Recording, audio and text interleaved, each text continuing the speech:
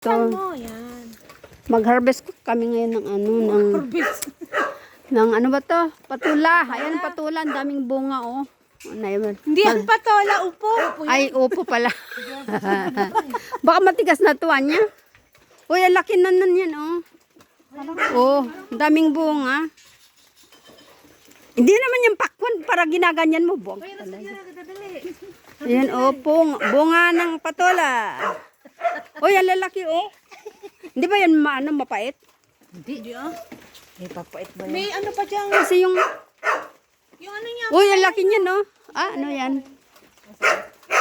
Yung ano ba ta? Uy, ang laki.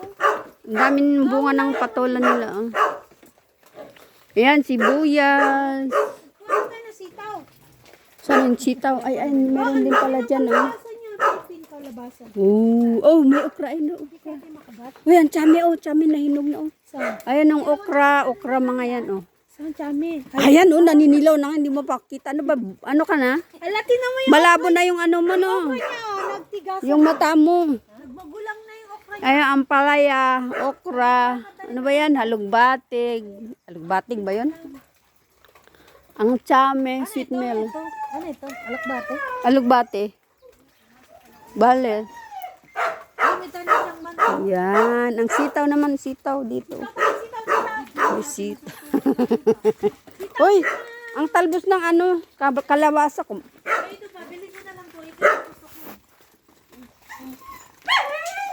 Talbos ng ano, sitaw. Ayan, sitaw. Sige, Sitaw. kuha ka dyan. Okay guys, magkuha muna kami ng ano, mga gulay. Gulay na sitaw.